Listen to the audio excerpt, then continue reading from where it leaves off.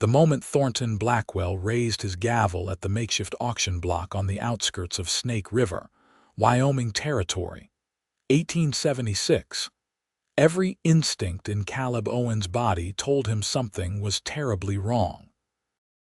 The woman standing on the platform, hands bound with coarse rope, wore defiance like armor despite the bruises flowering across her cheekbone and the tear in her once fine dress. "Next item," Blackwell announced, his voice carrying across the crowd of 30 men gathered in the dusty clearing. One female, answers to the name Tabitha Wilson. 22 years of age, healthy, educated, starting bid is $50. Caleb's jaw tightened. 5 years after the war had ended slavery, here stood Blackwell selling a free woman like cattle. The cruel practice wasn't uncommon in these remote territories, where law existed only as far as the nearest marshal could ride. Tabitha wasn't the first person Blackwell had acquired through dubious means, but something in her straight spine and unwavering gaze caught Caleb's attention. $50, called a voice from the crowd. Jed Morgan, owner of the Silver Dollar Saloon, leered at Tabitha with undisguised intentions. $75, countered another voice. Walt Peterson, the cattle baron whose ranch spread across half the county. Caleb's hand moved to the money pouch at his belt, feeling the weight of the gold coins within. The money he'd saved for 5 long years, working his small ranch until his hands bled, living on dried beans and hardtack to build his dream. The down payment for the breeding pair of Herefords that would transform his struggling operation. $100, called Morgan, grinning yellow teeth. The woman on the platform didn't flinch, but Caleb caught the slight tremble of her shoulders. $150, Peterson countered, pulling out a flask and taking a long swig. Tabitha's eyes scanned the crowd, and for a fleeting second they locked with Caleb's. No pleading, no tears, just a fierce determination that spoke volumes about her character. $200, came Morgan's slurred response. Blackwell's grin widened. $200 for this fine specimen. Do I hear $250? Caleb felt the weight of his future in the pouch at his side, his ranch, his dream. The life he'd been building since returning from the war with nothing but the clothes on his back and nightmares that woke him sweating. $500, he heard himself say, voice cutting through the murmurs of the crowd. Silence fell over the gathering. Blackwell's eyebrows shot up in surprise. $500 from Owens, he repeated, clearly pleased. Do I hear $550? Morgan and Peterson exchanged glances, both shaking their heads. Neither man had that kind of cash on hand, and Blackwell didn't take credit. $500 going once, twice. Sold to Caleb Owens. Caleb stepped forward, heart hammering against his ribs. The Herefords were gone.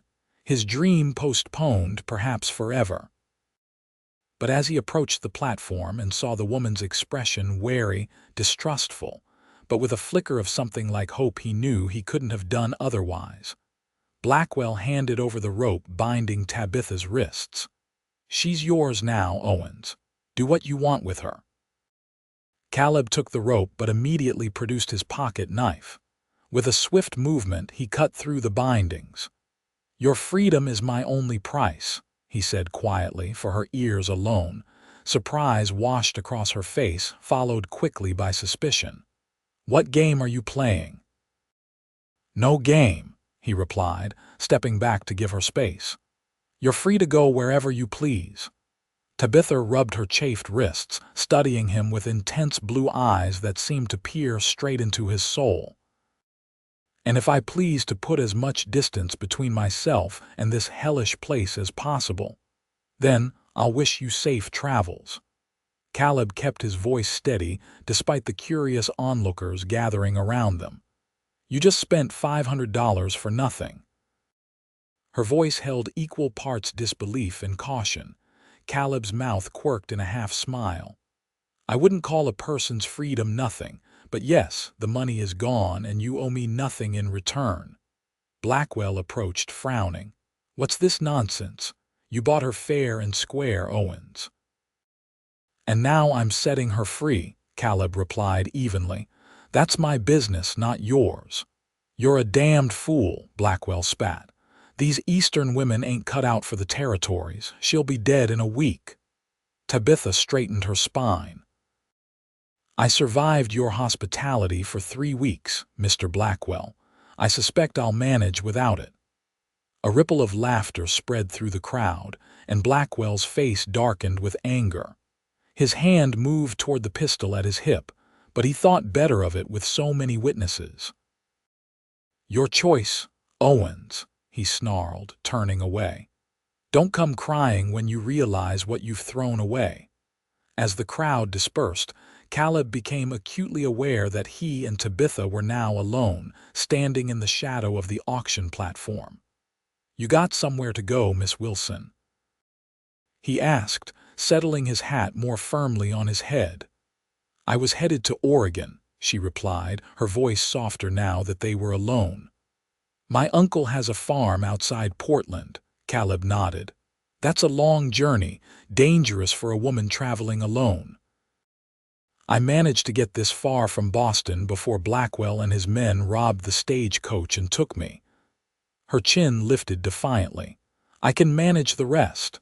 I've no doubt. Caleb glanced at the lowering sun. But night's coming, and Snake River ain't friendly to strangers after dark. My ranch is about 5 miles outside town. I can offer you a meal, a safe place to sleep, and a ride to the stage depot in the morning. Suspicion flared in her eyes again. Why would you help me further? You've already sacrificed enough. Because it's the right thing to do, he said simply. And because I've seen what happens to people alone in this country. The offer stands, but the choice is yours. Tabitha looked toward the town, then at the empty road leading west, measuring her options. Finally, she turned back to Caleb. One night, she said, and I'll be on my way come morning. Caleb nodded, feeling an unexpected sense of relief. My horse is hitched outside the general store. We should get supplies before heading out. As they walked toward Main Street, Caleb felt the weight of stares from the town's residents. Word of what had happened at the auction would spread like wildfire. By morning, everyone in Snake River would know that Caleb Owens had spent his entire savings to free a woman he'd never met. The general store was nearly empty when they entered, just old Mr. Tanner behind the counter and his wife arranging fabric bolts along the back wall. Afternoon, Caleb, Tanner greeted, his curious gaze lingering on Tabitha. What can I help you with today? Need some supplies, Mr. Tanner. Coffee, flour, salt, sugar. Caleb moved methodically through the store, adding items to his basket. Tabitha remained near the entrance, her posture rigid, eyes scanning every corner of the store as if preparing for an attack. Mrs. Tanner approached her with a gentle smile. You look about my daughter's size, dear. I might have something more comfortable for you to wear. Tabitha hesitated, then nodded. That would be most kind. Thank you. While Tabitha disappeared into the back room with Mrs. Tanner, Mr. Tanner leaned across the counter toward Caleb. Heard what you did at Blackwell's auction, he said quietly. Bold move, son. Caleb continued counting out coffee beans. Wasn't much of a choice. There's always a choice. Most men would have made a different one. Tanner stroked his gray beard thoughtfully. Blackwell won't take kindly to being made a fool. Blackwell makes himself a fool without any help from me, Caleb replied, but he understood the warning. Thornton Blackwell wasn't a man who forgave slights, real or perceived. Watch your back, Caleb. That's all I'm saying. Tabitha returned wearing a simple blue calico dress that had clearly seen better days but was clean and intact. She carried a small bundle of her old clothes. Mrs. Tanner wouldn't accept payment, she said, a note of wonder in her voice. Sarah's got a good heart, Tanner confirmed. Said to tell you it's a loan until you get settled. Caleb paid for his supplies, adding a few extra items he normally wouldn't have indulged in: a jar of peach preserves, a small sack of hard candies, a bar of lavender soap. Outside, he helped Tabitha onto his horse, handed her the lighter bags, and took the reins to lead them out of town. They traveled in silence for the first mile, the only sounds the rhythmic clopping of the horses' hooves and the occasional call of a meadowlark. "I don't understand you, Mr. Owens," Tabitha finally said, breaking the silence. "Men don't do what you did without expecting something in return." Caleb kept his eyes on the road ahead. "Maybe you've just met the wrong kind of men." "I've met plenty of men who claimed to be good, righteous even. Most proved otherwise when it mattered." Her voice was steady but carried the weight of experience. "What did that money mean to you?" Caleb hesitated, then decided on honesty. "It was for breeding stock, Hereford cattle. Been saving for 5 years to improve my herd." "So you sacrificed your future for a stranger?" It wasn't a question, but the disbelief in her voice was evident. "I sacrificed one version of my future," he corrected. "I'll find another way." "Why?" Caleb glanced up at her, shielding his eyes against the setting sun. "Because I couldn't live with the alternative." As they crested a small rise, Caleb's ranch came into view: a modest cabin with a barn, corral, and small vegetable garden, nestled against a backdrop of pines. Smoke curled from the stone chimney, and the few cattle he owned grazed in the nearby pasture. "Who's tending your fire?" Tabitha asked, suddenly alert. "My ranch hand, Illy. He's a good man. Fought alongside me in the war." Caleb wanted to reassure her. "He lives in a small cabin behind the barn." "You won't even see him unless you want to." Relief visibly washed over her. "I didn't mean to suggest. It's all right. You've got every reason to be cautious." He led the horse into the yard and helped her dismount. The cabin door opened, and a tall, broad-shouldered man with a shock of gray-streaked black hair stepped out. Despite missing his left arm below the elbow, he moved with confidence, a shotgun held loosely in his right hand. "Wasn't expecting you back so soon," Illy called, lowering the weapon when he recognized Caleb. His eyes fell on Tabitha, curiosity evident. "Change of plans," Caleb replied. "Illy, this is Miss Tabitha Wilson. She'll be our guest tonight." Illy nodded, a silent understanding passing between the two men. "Got a stew going. Enough for 3. "Much obliged." While Illy took the horse to the barn, Caleb showed Tabitha into the cabin. It was small but clean: a main room with a stone fireplace, wooden table with 3 chairs, a battered sofa covered with a handmade quilt, and shelves lined with books. A doorway led to a single bedroom, and a ladder against one wall climbed to a sleeping loft.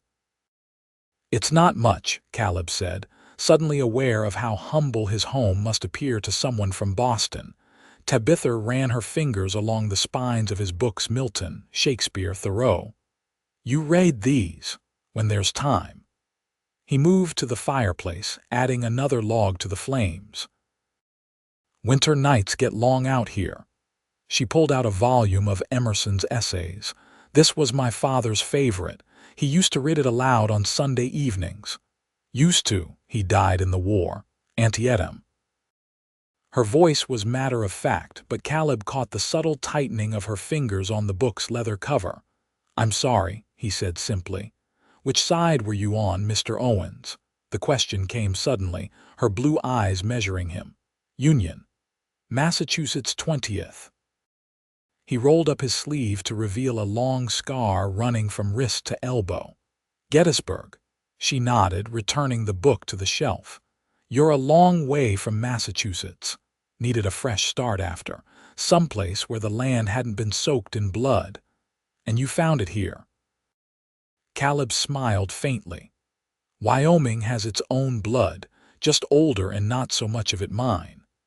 Illy returned with the saddlebags, setting them near the door before moving to the pot hanging over the fire. The three of them ate at the simple table, the stew thick with vegetables from the garden and rabbit that Ellie had trapped that morning. Tabitha ate cautiously at first, then with increasing enthusiasm. "This is delicious," she said, accepting a second serving. Ellie grunted in acknowledgement. "Been cooking for this one for 5 years. Had to learn something in that time." "How long have you been in Snake River?" she asked, addressing both men.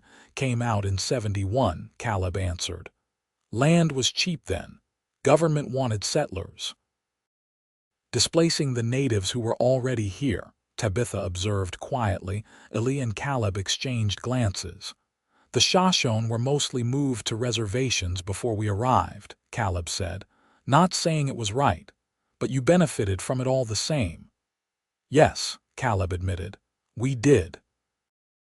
A silence fell over the table, broken only by the crackling of the fire and the occasional clink of spoons against bowls. "I should clarify," Tabitha finally said. "I didn't mean to sound accusatory. The entire country is built on such displacements. I simply believe in acknowledging them." "Fair enough," Caleb nodded. "Truth should be spoken, even when uncomfortable." After dinner, Ellie excused himself to his cabin, leaving Caleb and Tabitha alone. Caleb cleared the table while Tabitha stood by the window, watching night descend over the mountains. "You'll take my room," Caleb said, gesturing to the bedroom. "I'll sleep out here." "I couldn't put you out of your bed," she protested. "You're not putting me anywhere. I'm offering freely." He rinsed the bowls in a basin of water. "There's a lock on the door if it makes you more comfortable." Tabitha studied him, a mix of emotions playing across her face. "You're nothing like what I expected to find out here, Mr. Owens." "Caleb, please. And what did you expect? Uneducated brutes. Men who'd forgotten civilization existed." Her cheeks colored slightly. "I'm realizing my prejudices might be as problematic as those I criticize. The West has its share of both kinds, men who come to escape civilization and those trying to build it anew." Caleb hung the pot back over the banked fire. "Most of us fall somewhere in between." Tabitha moved to help dry the dishes, their hands occasionally brushing in the small space. Each contact sent an unexpected warmth through Caleb's fingers. "May I ask what brought you from Boston to Oregon?" he inquired, eager to focus on something besides the distracting proximity of her. "My mother died last winter. Consumption." Tabitha arranged the dried bowls on the shelf. "With father gone and mother buried, there was nothing keeping me there. My uncle wrote offering a home and a teaching position in the settlement near his farm." "You're a teacher." "I was. 3 years at a girls' school in Boston." Pride tinged her voice. "I'll teach again in Oregon, God willing. They'd be fortunate to have you." She smiled, the first genuine smile he'd seen from her. It transformed her face, softening the wariness that had been her constant companion. "You haven't the slightest idea if I'm a good teacher or not. Anyone who carries Emerson across the country has something worth sharing," he replied, returning her smile.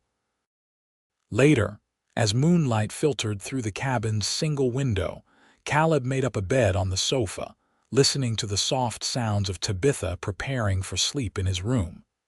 The door closed, and after a moment, he heard the distinctive click of the lock.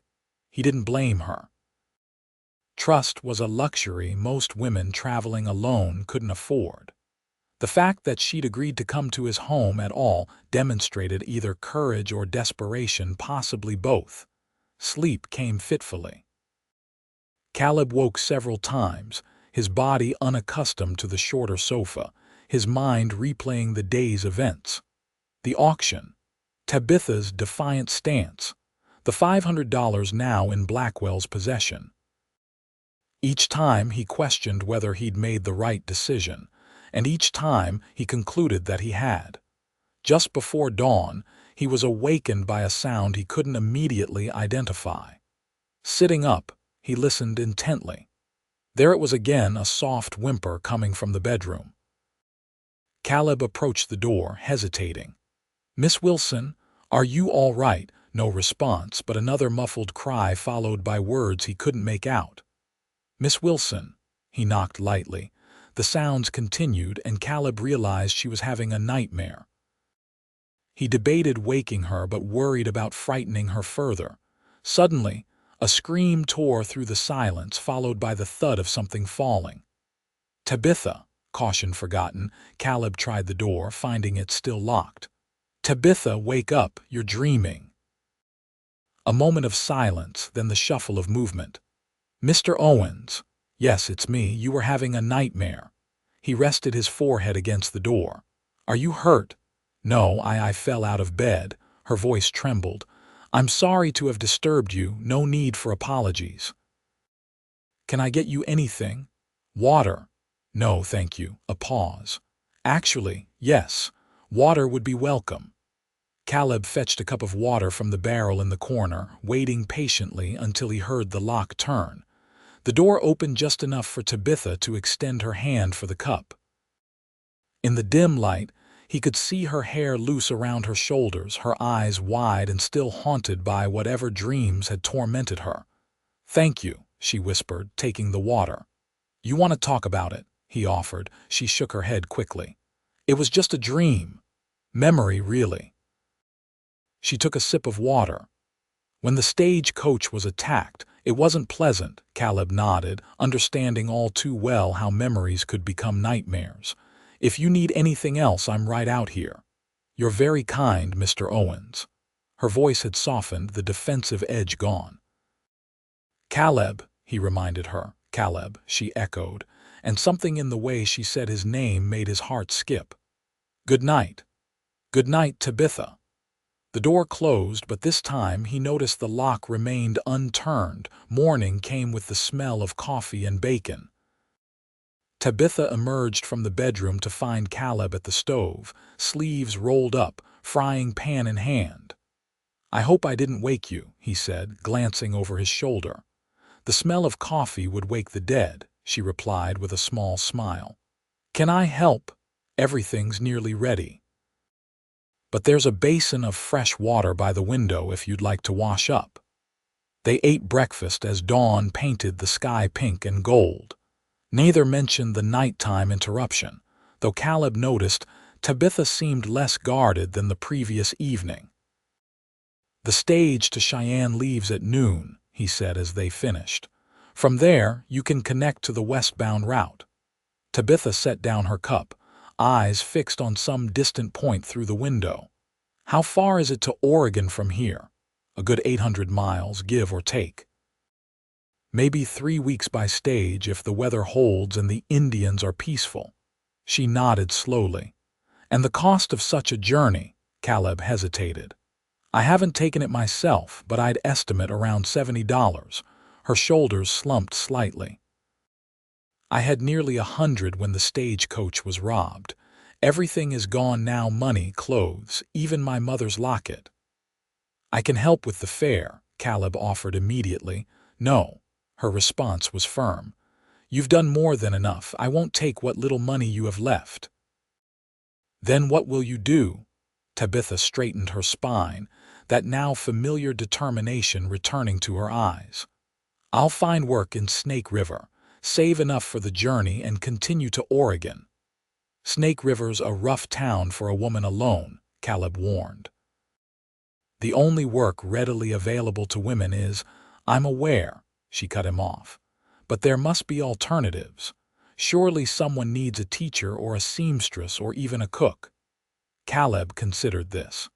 "Mrs. Tanner mentioned last month that the town's been trying to establish a proper school. The last teacher left after 2 weeks claimed the children were uncontrollable savages." Hope flickered across Tabitha's face. "That's a possibility then." "It's worth asking," Caleb agreed, though privately he worried about her safety in town, especially with Blackwell's influence.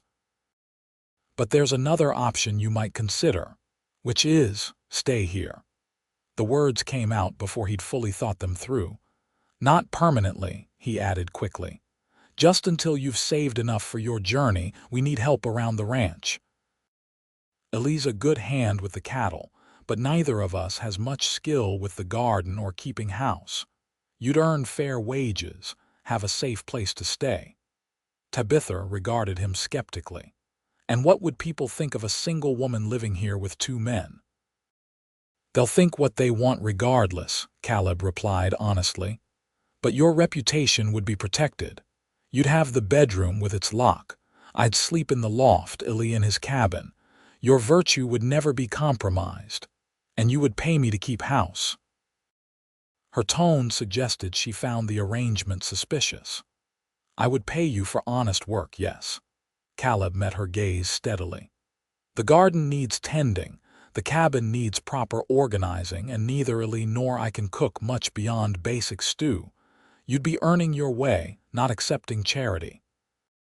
Tabitha considered this, her fingers tracing the rim of her coffee cup. "And when I've saved enough, I'll personally see you safely to Cheyenne and on the westbound stage." She studied him for a long moment, as if trying to decipher some hidden motive in his eyes. "Why are you doing this, Caleb?" "The truth, please." Caleb considered his answer carefully. "Partly because it's the right thing to do, partly because I could use the help." He hesitated, then added, "And partly because I know what it's like to be stranded far from home with nothing but determination to keep you going." Something in his honesty seemed to reach her. She nodded slowly. 2 weeks, she decided. "I'll stay for 2 weeks, earn what I can, and reassess my situation then. That's fair." Caleb felt an unexpected relief wash over him. "We should still ride into town today. You'll need some essentials, and we can inquire about the teaching position as a backup plan." After breakfast, they rode double on Caleb's horse into Snake River. The small town looked different in daylight, less threatening but no less crude. A single dusty main street lined with wooden buildings in various states of repair, hitching posts crowded with horses, and a scattering of people going about their morning business. At the general store, Mrs. Tanner was delighted to see Tabitha again. When Caleb explained their arrangement, she gave them a knowing look that made Tabitha blush, but offered to provide some additional clothing and personal items on account, until Tabitha received her first wages. "The town council meets tonight at the church, Mrs. Tanner informed them as she wrapped Tabitha's purchases. "If you're interested in the teaching position, that would be the time to speak up. They're desperate for someone educated." "I'll consider it," Tabitha replied, though Caleb could tell from her tone that she was already more than interested. As they left the store, a commotion further down the street caught their attention. 3 riders had just arrived, dust still settling around their horses. Caleb instinctively moved to shield Tabitha as he recognized Thornton Blackwell and 2 of his men. "We should go," he said quietly, taking her elbow to guide her toward where his horse was hitched. "Is that him?" she asked, her voice tight. "Blackwell." "Yes, and he doesn't look pleased." They were halfway to Caleb's horse when Blackwell spotted them. His face darkened as he dismounted and strode in their direction, hand resting on his pistol. "Well, well," he called loudly enough for nearby pedestrians to hear. "If it isn't the fool and his purchase." Caleb positioned himself between Tabitha and Blackwell. "We've got no quarrel with you, Blackwell. We're just heading home." "No quarrel." Blackwell's laugh was harsh. "You made me look like a damn fool yesterday, Owens. Nobody does that without consequences." "You took my money fair and square," Caleb replied evenly. "What I did afterward is my business." "You're right about one thing, I took your money." Blackwell's smile was cold. "And I enjoyed spending some of it last night at the Silver Dollar. Good whiskey tastes even better when it's bought with a sucker's gold."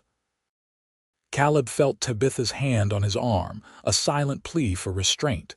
He took a deep breath, forcing down the anger rising in his chest. "We're leaving now," he said firmly, turning away. "Running away, more like," Blackwell taunted. "Hiding behind your woman's skirts." Caleb continued walking, guiding Tabitha toward his horse. "I wonder what she gave you in return for that 500, Blackwell called after them. "Must be something special between those proper eastern thighs." Caleb froze, every muscle in his body tensing. Beside him, Tabitha's face had gone pale, but her eyes flashed with anger. "Don't," she whispered. "He's trying to provoke you." "Listen to her, Owens," Blackwell laughed. "She knows what's good for you, just like she knew what was good for me during those 3 weeks I had her." Something snapped inside Caleb. Before he could think, he had turned and crossed the distance to Blackwell in 3 long strides. His fist connected with the man's jaw, sending him staggering backward. Blackwell recovered quickly, drawing his pistol, but Caleb was already on him.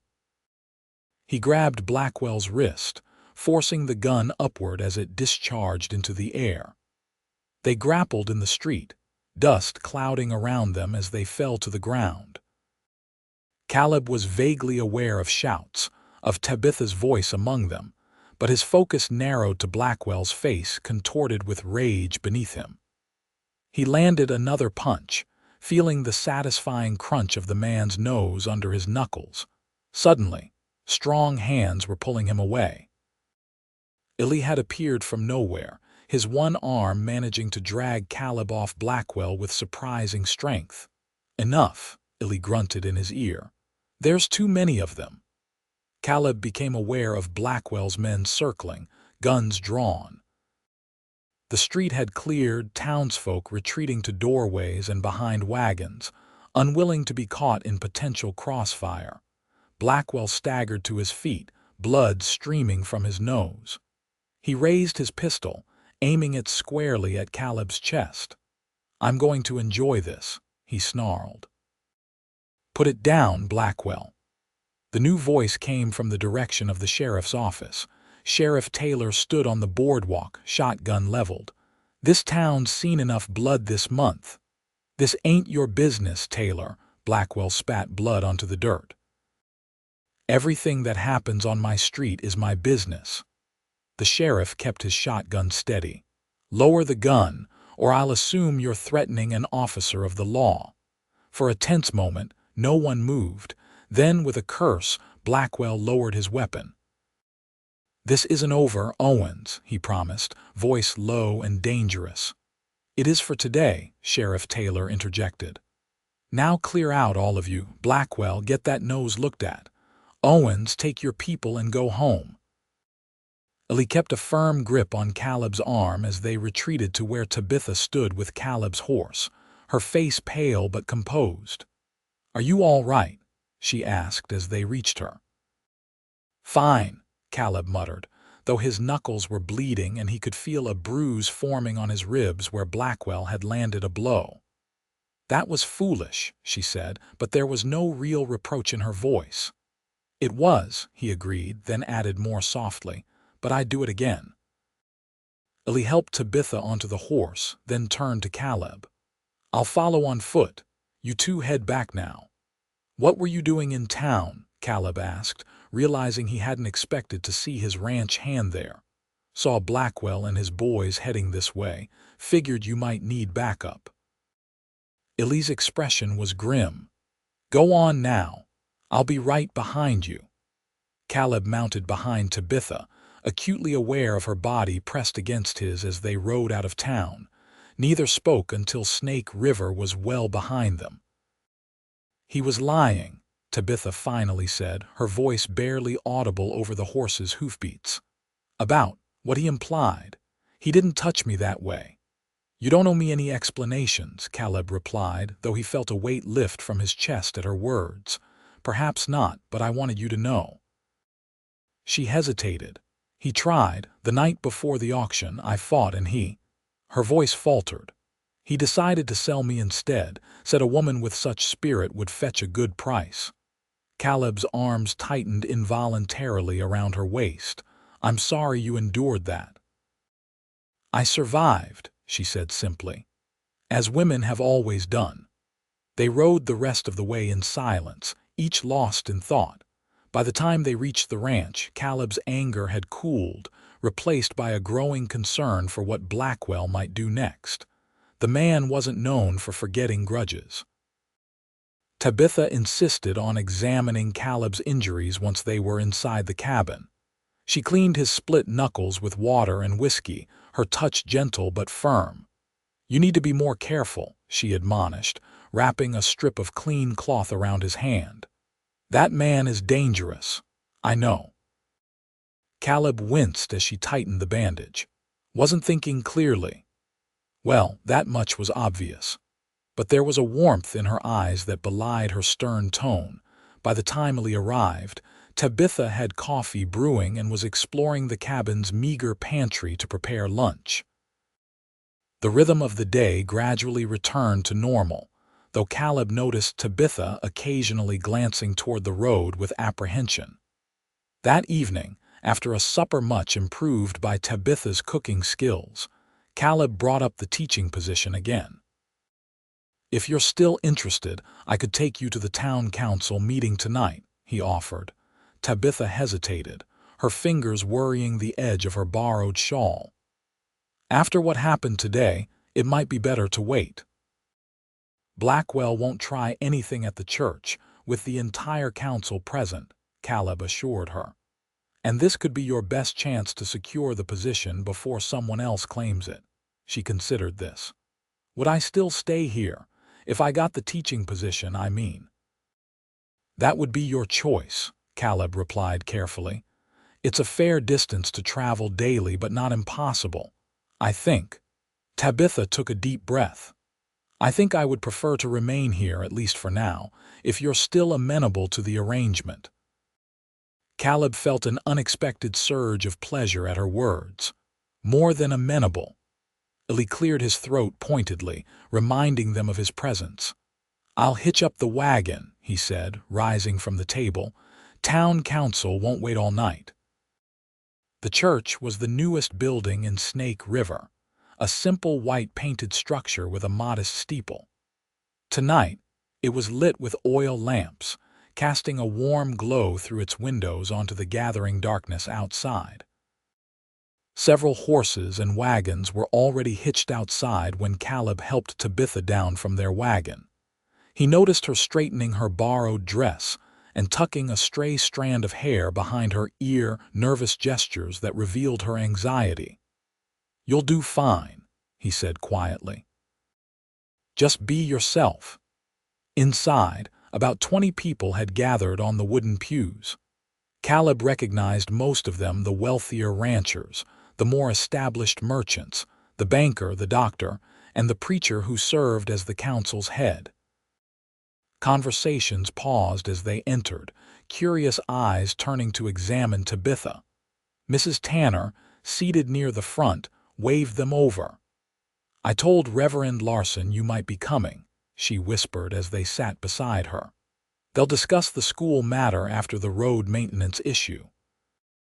The meeting progressed with the tedious thoroughness of small-town governance discussions of repair costs for the bridge over Snake River Creek, debates about whether to invest in a proper jail, arguments about whose cattle had damaged whose fence lines.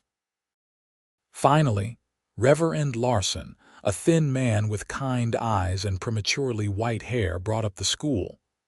"As you all know, we've been without a teacher since Miss Henderson's hasty departure last month.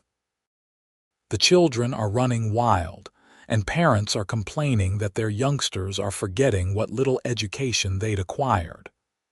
We need someone who understands the West," declared Mr. Peterson, the cattle baron. "These Eastern schoolmarms can't handle our children." "With respect, Mr. Peterson," Tabitha's voice rang out clearly, causing all heads to turn in her direction. "Perhaps what your children need isn't someone who understands the West, but someone who understands education." A murmur ran through the congregation as Tabitha rose to her feet. Caleb felt a surge of pride watching her face the council with such composure. "My name is Tabitha Wilson. I taught for 3 years at the Fairfield Academy for Girls in Boston. Before that, I completed my own education at the Massachusetts Normal School, specializing in literature, mathematics, and natural philosophy. "You're the woman Owens bought yesterday," someone called out from the back. Tabitha didn't flinch. Mr. Owens intervened in an illegal situation and granted me my freedom. I am now seeking employment to continue my journey to Oregon, where I had originally intended to take a teaching position. Reverend Larson studied her with interest. "You believe you could manage our children, Miss Wilson?" "There are 37 of them, ages 5 to 16, boys and girls, many who have never had consistent schooling. I believe every child deserves education, Reverend, and I believe I have the skills to provide it." Tabitha's voice grew stronger. "I don't claim it will be easy, but nothing worthwhile ever is." "What would you teach them?" asked Mrs. Peterson, who had been unusually quiet until now. "Our boys need to learn ranching and our girls homemaking." "I would teach them to read, to write, to calculate, to understand the world beyond Snake River." Tabitha's passion was evident in every word. "Yes, they need practical skills, but they also need to know history, geography, science. Knowledge that will serve them no matter what path they choose." The council members exchanged glances, clearly impressed despite themselves. "The pay is $30 a month," Reverend Larson said. "The schoolhouse needs repairs, and you'd be responsible for maintaining discipline." "I accept those terms," Tabitha replied without hesitation. "Where would you live?" Mrs. Tanner asked. "The last teacher stayed in the back room of the schoolhouse, but it's hardly suitable." Before Tabitha could respond, Caleb stood. "Miss Wilson has arranged to board at my ranch for the time being. I'll ensure she reaches the school each day and returns safely." This announcement caused another ripple of whispers. Caleb was aware of the speculation his words would generate, but found he didn't care. After a brief deliberation among the council members, Reverend Larson approached Tabitha with an extended hand. "Welcome to Snake River School, Miss Wilson. Can you begin on Monday?" "With pleasure, Reverend." Tabitha's smile was radiant as she shook his hand. As they left the church, several parents approached to introduce themselves and their children. Caleb stood back, watching Tabitha transform from the wary, defensive woman of yesterday into a confident, engaging teacher who remembered every name and asked thoughtful questions of each family. "You found a treasure there, Owens," Mrs. Tanner murmured, pausing beside him on her way out. "Best not let her slip away to Oregon too quickly." Caleb merely nodded, unwilling to examine too closely the hope that had begun to take root in his heart. The ride home was filled with Tabitha's excited plans for the school books she hoped to order, teaching methods she wanted to implement, ways to engage the older boys who might resist formal education. "You were magnificent," Caleb told her as they approached the ranch, the moon lighting their way. "They didn't stand a chance against your determination." Tabitha laughed, the sound carrying across the night air like music. "I was terrified. Did it show?" "Not in the slightest." He helped her down from the wagon. "You looked like you were born to command a room." "A useful skill for a teacher," she replied, her eyes meeting his in the moonlight. "Thank you, Caleb, for everything." "You've earned this yourself," he assured her. "I just provided transportation. You've provided far more than that." Her voice softened. "You've given me a chance to start over. I won't forget it." As they stood together under the star-filled sky, Caleb felt something shift between them, a tentative bridge forming across the divide that had separated them only 24 hours earlier. The next few days established a rhythm to their shared life at the ranch. Tabitha rose early each morning, preparing breakfast before turning her attention to organizing the cabin. She discovered talents for cooking, sewing, and gardening that surprised even herself.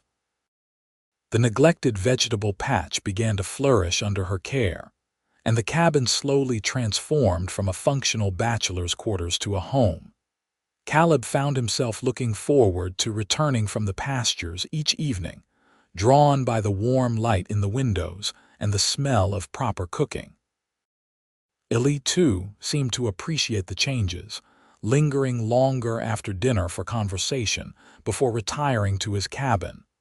On Saturday, 3 days before the school term was to begin, Caleb surprised Tabitha by hitching up the wagon after breakfast.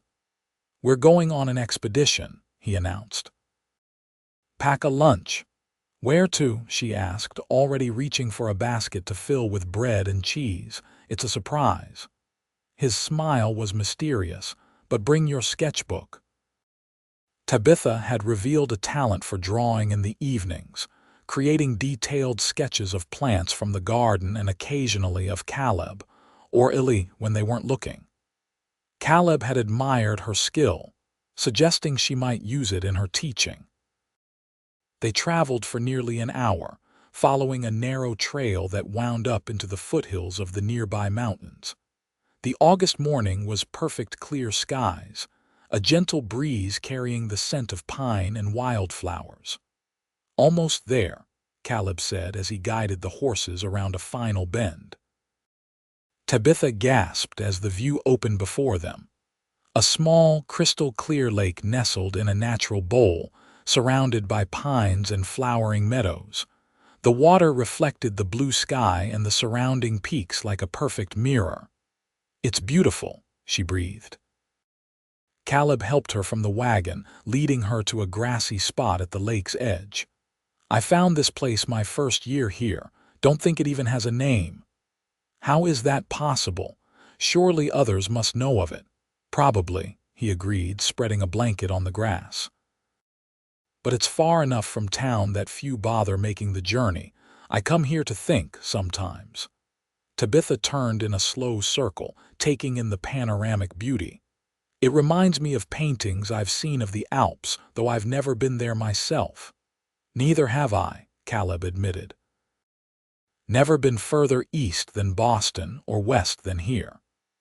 They spent the morning exploring the lake shore, Tabitha filling several pages of her sketchbook with drawings of unusual flowers and the dramatic mountain backdrop. Caleb watched her work, fascinated by the way her face relaxed in concentration, the small furrow that appeared between her brows when she was particularly focused. They shared the simple lunch on the blanket, talking easily about books they'd read, places they'd like to visit, experiences that had shaped them. "What made you decide to teach?" Caleb asked as they lingered over the last of the apple pie Mrs. Tanner had sent along. Tabitha considered the question. "My father, I suppose. He believed education was the path to a better world. After he died, it seemed the best way to honor his memory. He would be proud of you. I hope so." She traced patterns in the blanket with her fingertip. "And you, why ranching?" "Wanted open space after the war," Caleb replied.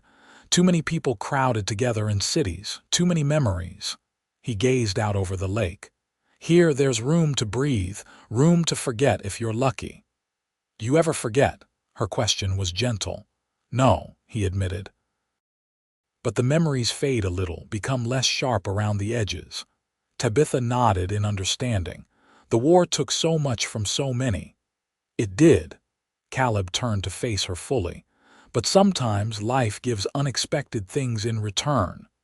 Their eyes met, and for a moment neither spoke. Caleb found himself studying the curve of her cheek, the way sunlight caught in her hair, the slight parting of her lips.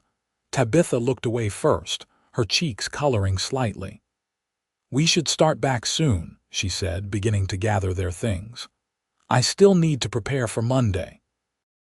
The ride home was quieter, both lost in thoughts they weren't quite ready to share. But as they crested the final hill and the ranch came into view, Caleb noticed too much smoke rising from the direction of the cabin. "Something's wrong," he said, urging the horses faster. As they drew closer, the extent of the disaster became clear. The cabin was engulfed in flames, fire licking at the roof and pouring from the windows. Illy was frantically working the hand pump, trying to wet down the nearby barn to prevent the fire from spreading. Caleb leaped from the wagon before it had fully stopped. "Illy, what happened?" "Riders," Illy shouted over the roar of the flames. "3 of them threw torches through the windows and rode off." "Blackwell," Tabitha whispered, horror in her voice. "Get to the barn," Caleb ordered her as he ran to help Illy. "Stay clear of the cabin, the roof could collapse any minute." For the next hour, they fought to save what they could. The cabin was beyond hope, but they managed to protect the barn and the small garden shed. By sunset, the main structure had collapsed into a smoldering ruin, occasional flames still flickering among the charred timbers. Tabitha worked alongside them, passing buckets and helping Illy tend to minor burns on his arm. When there was nothing left to do but watch the last embers die, the 3 of them stood in exhausted silence before the devastation. "Everything's gone," Caleb finally said, his voice hollow. 5 years of work." "Not everything," Illy countered grimly. "The cattle are safe, the barn's standing. We're all alive." "My fault," Tabitha said suddenly, her face ashen in the fading light. "Blackwell did this because of me." "No," Caleb turned to her fiercely. "This is Blackwell's doing, not yours. Never think otherwise." "But if I hadn't come here, then you'd be in his hands or worse," Caleb cut her off. "I don't regret what I did, not for a second." Illy cleared his throat. "We need to think about tonight. Temperature's dropping already." "The barn," Caleb decided. "We can make up beds in the hayloft. Tomorrow we'll salvage what we can and make plans." Tabitha nodded numbly, still staring at the ruins of what had briefly been her home. That night, lying on improvised beds of blankets over hay, none of them slept much. Caleb could hear Tabitha's quiet weeping from the corner of the loft where she had made her bed, separated from the men by a hanging blanket for privacy. "She blames herself," Illy whispered in the darkness. "I know," Caleb replied, equally quiet. "It isn't her fault." "Blackwell won't stop here," Illy warned. "He's marked you both now." "I know that too." Morning brought the full impact of their situation into stark relief. In daylight, they could see that almost nothing remained of the cabin, just the stone chimney standing like a monument among blackened timbers and ash. Caleb walked through the ruins, testing boards with his boot, occasionally stooping to retrieve a metal object that had survived the flames, a cast iron pot, the barrel of his rifle, a few tools. "The books are all gone," he said when Tabitha joined him, her face pale but composed in the morning light. "I'm sorry." "They're just books," she replied, though he could see the loss pained her. "We're alive. That's what matters." Illy approached from the direction of Snake River, where he had ridden at dawn to inform the sheriff of the attack. "Taylor's on his way," he reported, dismounting. "Says Blackwell and his men were drinking at the Silver Dollar until midnight, with plenty of witnesses." "Of course they were," Caleb said bitterly. "He'd make sure to have an alibi." "What do we do now?" Tabitha asked, hugging herself against the morning chill. Caleb surveyed what remained of his home. "We rebuild," he said firmly. "But first we need to get you to town. School starts tomorrow." "You can't be serious," she protested. "Everything's in ruins and you're worried about the school." "Life goes on, Tabitha. The children need their teacher." He met her gaze steadily. "And you need to show Blackwell that he hasn't won." Sheriff Taylor arrived an hour later, surveying the destruction with a grim expression. "I can't prove it was Blackwell," he said after hearing their account. "But I know it was." "What can you do about it?" Caleb asked, though he already knew the answer. "Not much without evidence or witnesses." Taylor removed his hat, running a hand through thinning hair. "I could arrest him on suspicion, but he'd be out in a day, even more dangerous." "So he gets away with it," Tabitha said flatly. For now. The sheriff replaced his hat. I'll keep an eye on him, warn his men. Let people know what happened here. That won't rebuild my cabin, Caleb observed. No, but Taylor hesitated. Word's already spreading in town. Mrs. Tanner is organizing help. Said to tell you that the families are gathering materials and men will be out tomorrow to start rebuilding. We can't accept, Caleb began. You can and you will, Taylor cut him off. That's how it works out here, Owens. When someone's in trouble, neighbors help. You do the same. After the sheriff departed, the three of them salvaged what they could and made the barn more habitable.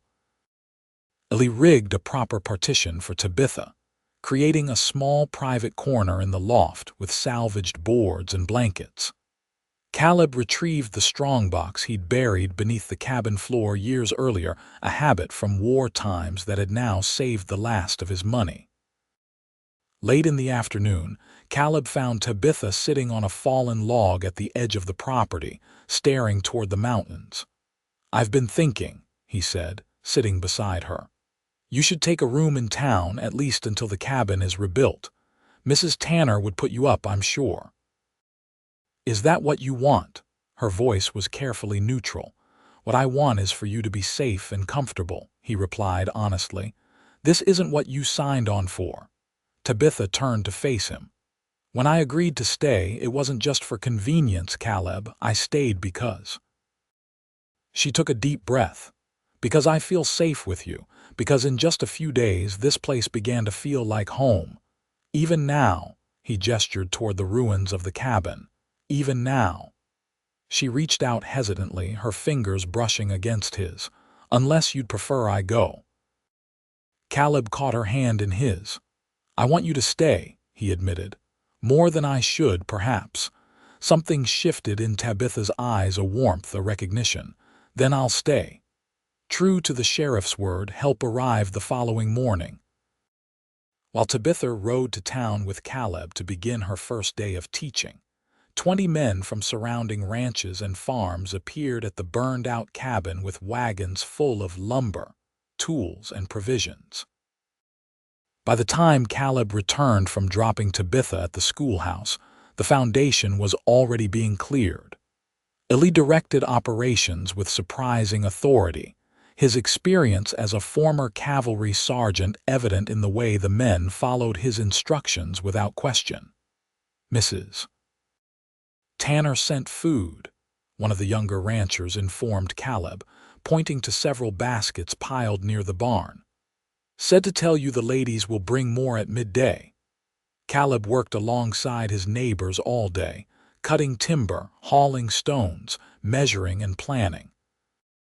By sunset, the foundation was cleared and the stone base of the new cabin was taking shape. It would be larger than the original, with 2 proper bedrooms, a larger main room, and even a covered porch facing west. People are generous, Caleb remarked to Ellie as they watched the last wagons depart. People respect what you did, Ellie replied. Standing up to Blackwell, helping the teacher. Word gets around. For the next 2 weeks, work continued on the cabin while Tabitha established herself at the school. Each morning, Caleb would drive her to town, and each evening he would return to collect her, listening to her animated accounts of the day's challenges and triumphs.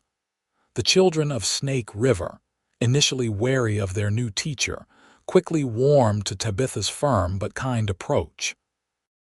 Even the oldest boys, who had driven Miss Henderson to tears and resignation, found themselves engaged by Tabitha's innovative teaching methods and genuine interest in their lives. Bobby Peterson actually asked for extra reading today, she reported one evening as they drove home. His father nearly fell over from shock when I told him. You've worked miracles, Caleb smiled.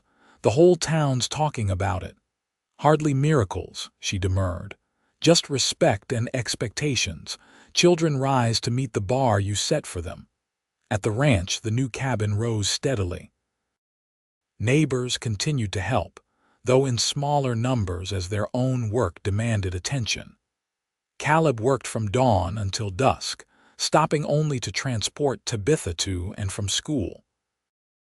Each evening, she would join the building efforts, learning to sand boards smooth and even to help with the simpler aspects of construction. 2 weeks after the fire, they moved from the barn into the partially completed cabin. The roof was secure, the walls finished, though the interior remained basic.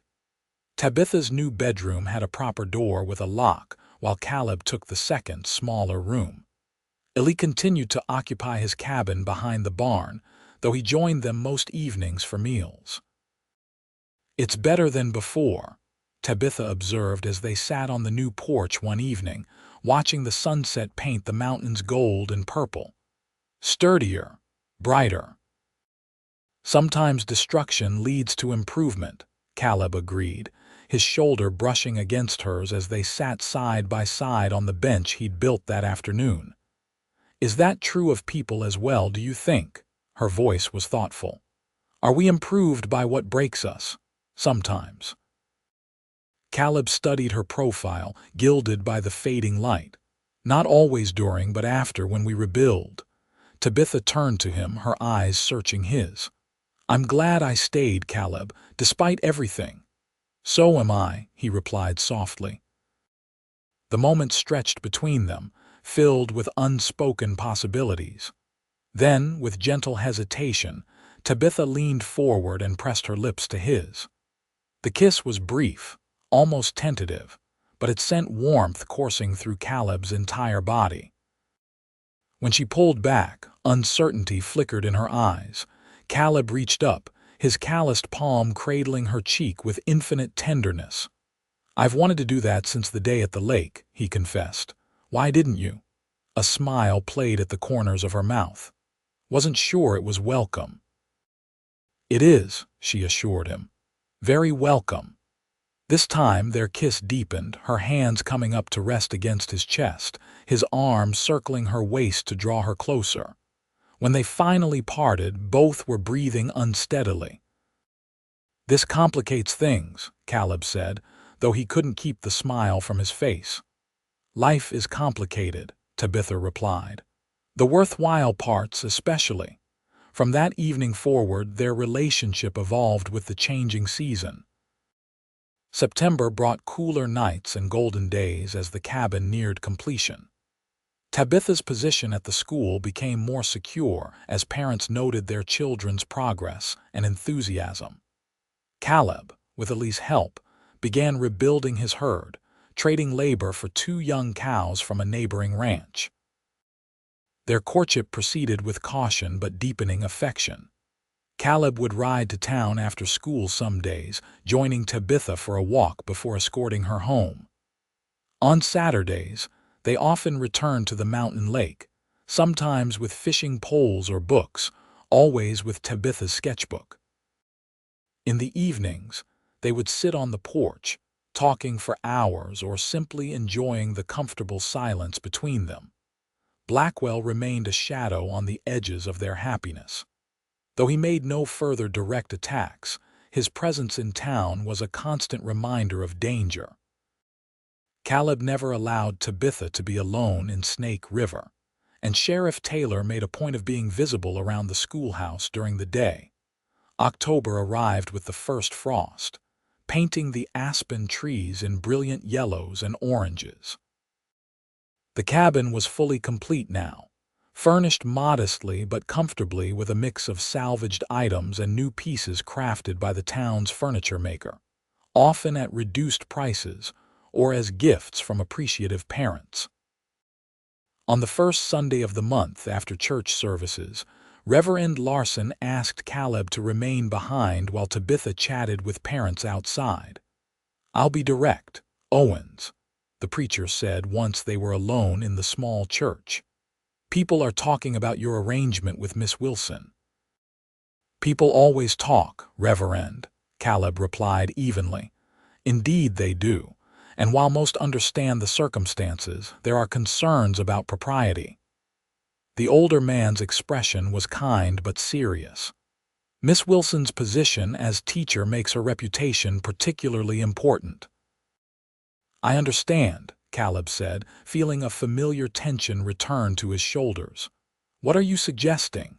Either Miss Wilson should take lodging in town with a respectable family or— Larson hesitated. Or, Caleb prompted, or your current arrangement should be formalized. The Reverend's meaning was clear. Caleb was silent for a moment, considering. I've been thinking about that myself, he finally admitted. But it's a significant step, and I wouldn't want Tabitha to feel pressured by circumstances. A commendable sentiment, Larson acknowledged. But sometimes circumstances simply accelerate what's already in our hearts. When Caleb emerged from the church, he found Tabitha waiting for him, concern evident in her expression. Is everything all right? She asked as they walked toward their wagon. Just a friendly warning about propriety, Caleb replied, helping her up to the seat. The Reverend thinks our living arrangement is causing talk. Oh. A blush colored her cheeks. I suppose I should have expected that. He suggested you might move into town, Caleb continued as he took his place beside her and picked up the reins, or that we might consider making our arrangement more official. Tabitha was silent as they left the church grounds, her fingers twisting nervously in her skirt. What do you think? She finally asked when they were on the open road. Caleb drew the horses to a halt, turning to face her fully. I think that I love you, he said simply. I think I have since the moment you stood on that auction block and refused to be broken. But I don't want you to feel obligated by circumstances. Obligated. Tabitha's eyes widened. Is that what you think this is? I think you came here with plans to go to Oregon, he reminded her. I think you've been through a terrible ordeal and perhaps haven't had time to consider all your options. I've had nothing but time to consider, she countered, her voice gaining strength. Every night, lying in my bed. Every morning, waking to the sound of you chopping wood or talking withily. Every day at the school, looking forward to your arrival in the afternoon. She took a deep breath. I love you, Caleb. That's not obligation, it's choice. The last of Caleb's uncertainty dissolved at her words. He reached into his pocket, withdrawing a small object he'd been carrying for the past week, waiting for the right moment. I had planned something more romantic, he said, opening his palm to reveal a simple gold ring set with a small pearl. But perhaps honesty is better than romance. Tabitha's eyes filled with tears as she looked at the ring. Where did you? It was my mother's, he explained. One of the few things I kept when I came west. I retrieved it from the strongbox after the fire. It's beautiful, she whispered. Tabitha Wilson, Caleb said, his voice steady despite the hammering of his heart. Would you do me the honor of becoming my wife? Not because of gossip or propriety or circumstances, but because I want to build a life with you, here or wherever you choose to go. Yes, she replied without hesitation, joy illuminating her face. Yes, I will. As he slid the ring onto her finger, Caleb felt a sense of rightness, of completion. The road ahead would not be easy. Blackwell remained a threat. The ranch needed years of work to become truly prosperous, and the territories were still wild and unpredictable. But with Tabitha beside him, every challenge seemed manageable. They were married 2 weeks later in the small church, with most of the town in attendance. Ellie stood as Caleb's best man, while Mrs. Tanner, who had become a close friend to Tabitha, served as matron of honor. Tabitha wore a new dress of deep blue, ordered specially from Cheyenne, and carried wildflowers gathered that morning from the meadow near their home. The celebration afterward was held in the newly completed schoolhouse, with tables groaning under the weight of dishes contributed by every family in Snake River. Music, dancing, and laughter continued until late in the evening. Even Sheriff Taylor, unbent enough to take a turn on the makeshift dance floor, partnering a blushing Mrs. Tanner. As sunset approached, Caleb and Tabitha slipped away from the festivities, riding home in the wagon decorated with ribbons and flowers by Tabitha's students. The cabin waited for them, transformed by Ellie's efforts during the day into a bridal bower. Fresh candles illuminated the main room, the table set with their best dishes, and a bottle of wine sent by Reverend Larson. A fire burned cheerfully in the hearth, taking the edge off the October chill. "Welcome home, Mrs. Owens," Caleb said softly as he carried her across the threshold. "I've been home for some time," Tabitha replied, her arms around his neck. "Since the moment you cut those ropes and set me free." That night, as they lay together in the larger bedroom that was now truly theirs, Caleb marveled at the journey that had brought them to this moment. From the desperation of the auction block to the contentment of their marriage bed, it seemed both improbable and inevitable. "What are you thinking?" Tabitha asked, her head resting on his chest, her hair spilling across his skin like silk. "That I'm the luckiest man in Wyoming territory," he replied, pressing a kiss to her forehead. "And that $500 was the best money I ever spent." She laughed softly. "Your only price was my freedom, as I recall. The best bargain of my life." He drew her closer. "Though I never expected to receive so much in return." Blackwell made his final move a week later. Caleb was working in the north pasture when he heard a horse approaching at speed. Ellie appeared over the ridge, riding hard. Blackwell and his men, Ellie called as he reined in. 6 of them heading for the schoolhouse. Cold fear gripped Caleb's heart. "Tabitha, Taylor's there," Ellie assured him, "but we should hurry." They rode for town at a gallop, pushing their horses to the limit. As they approached the schoolhouse, Caleb could see a cluster of men outside Blackwell and his gang confronting Sheriff Taylor, who stood on the schoolhouse steps, shotgun raised.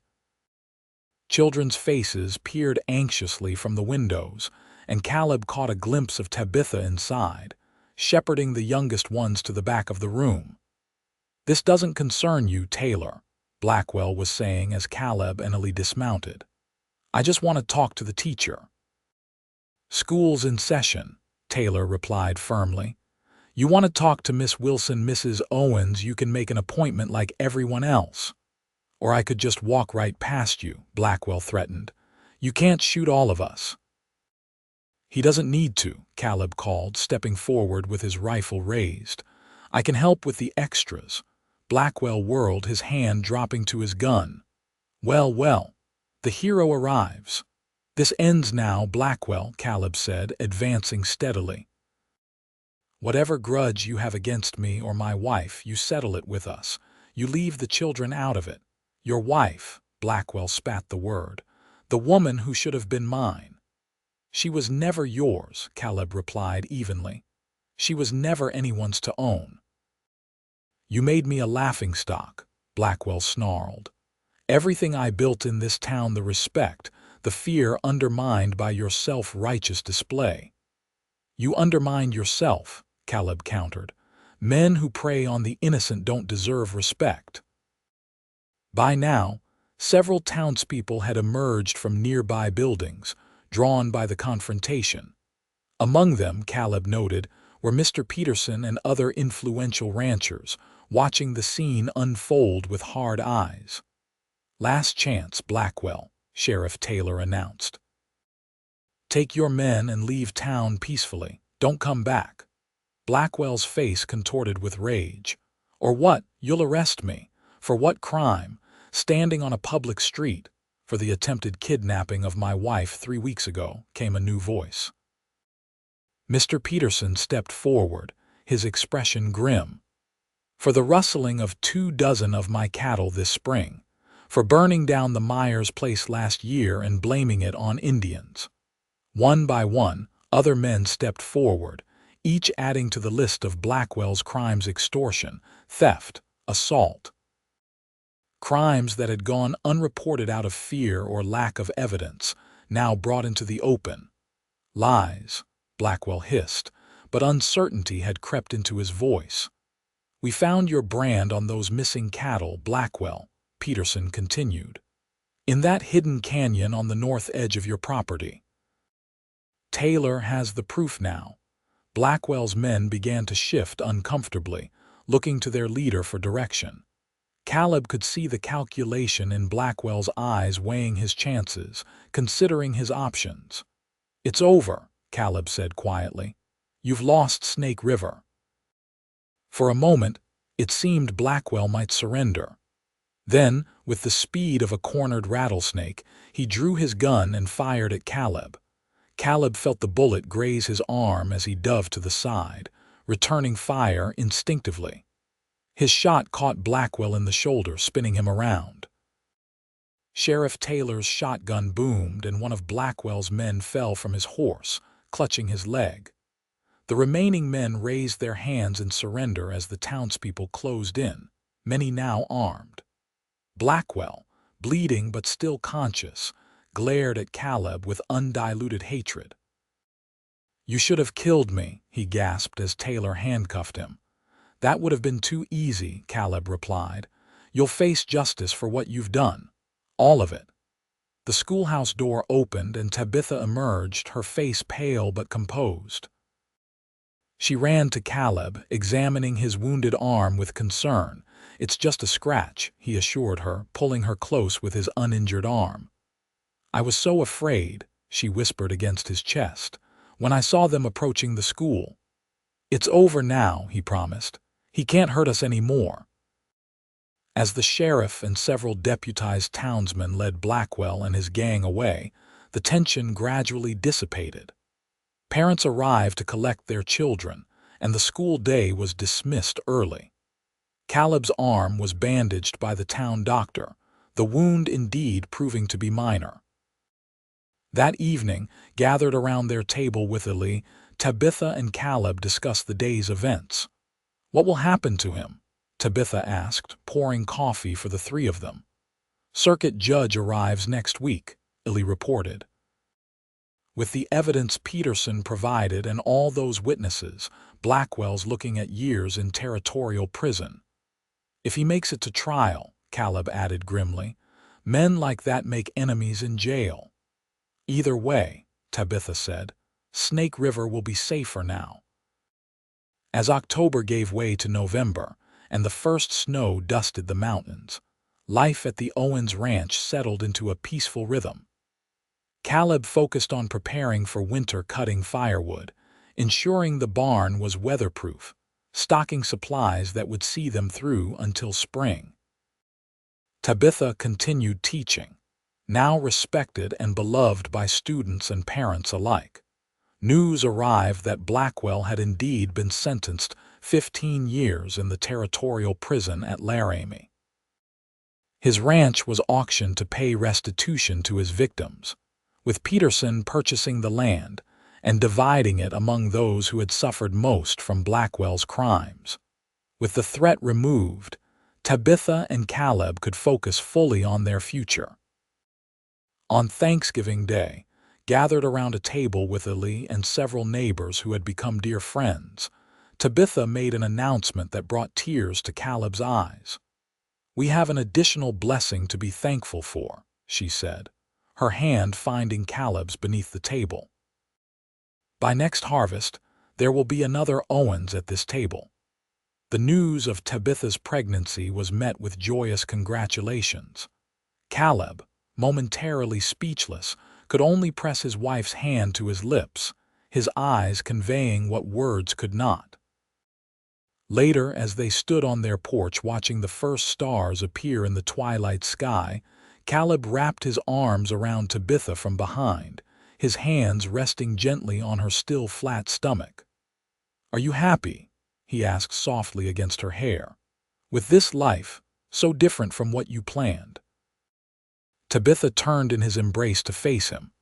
"This life is better than anything I could have planned," she assured him. "It found me when I wasn't looking, when I thought all was lost." "On an auction block in Snake River," Caleb mused, shaking his head at the improbability of it all. Where a stubborn cowboy paid $500 for a stranger's freedom, she finished, rising on tiptoes to kiss him, and asked nothing in return. Nothing except your heart, he amended, drawing her closer. Which was already yours, she whispered against his lips. From the moment you cut those ropes. The following spring, as wildflowers carpeted the meadows and new calves frolicked in the pastures, Tabitha gave birth to a healthy son they named James, after Caleb's father. The boy had his mother's blue eyes and his father's determined chin, a perfect blend of them both. Life in the territories remained challenging. Winters were harsh, summers sometimes drought-stricken. The work of the ranch and school demanded long hours and constant attention. But together, Caleb and Tabitha built something neither had dared to hope for in those dark days when they first met, a home filled with love, purpose, and eventually, more children. 2 years after James's birth, a daughter named Elizabeth joined the family, followed 3 years later by another son, Robert. The children grew up strong and curious, educated by their mother at the Snake River School, taught ranching and riding by their father and Uncle Lily. The small cabin expanded over the years to accommodate the growing family. A proper dining room was added, then another bedroom, a larger kitchen. Fruit trees and an expanded garden flourished under Tabitha's care. The cattle herd increased steadily, including the Herefords Caleb had originally dreamed of purchasing. 10 years to the day after Caleb had first seen Tabitha on that auction block, they returned to the mountain lake for a family picnic. While the children explored the shoreline under Ellie's watchful eye, Caleb and Tabitha sat on a blanket in the same spot where they had first acknowledged their feelings for each other.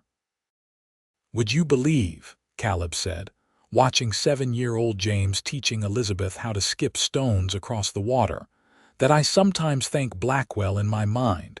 Tabitha raised an eyebrow in surprise. "Whatever for?" "If he hadn't taken you from that stagecoach, if he hadn't been cruel enough to put you on that auction block." Caleb shook his head. "We might never have met. You would have gone to Oregon and I would still be here alone." "Perhaps," Tabitha conceded, leaning against his shoulder. "Or perhaps fate would have found another way to bring us together. I like to think some things are meant to be regardless of the path." "A romantic notion for a practical woman," Caleb teased gently. "You've made me romantic," she countered. "Among other things." "Such as?" "Happy," she said simply. "Completely, unreservedly happy." As the afternoon sun gilded the mountains and their children's laughter echoed across the lake, Caleb reflected on the extraordinary journey that had brought them to this moment. From the desperate auction that could have led to tragedy, through fire and danger and uncertainty, to this peaceful day surrounded by the family they had created together. "Your freedom is my only price," he had told a frightened stranger all those years ago, never imagining the priceless gift he would receive in return, a lifetime of love, deeper and richer than anything he could have dreamed possible in the wild, unforgiving landscape of Wyoming territory.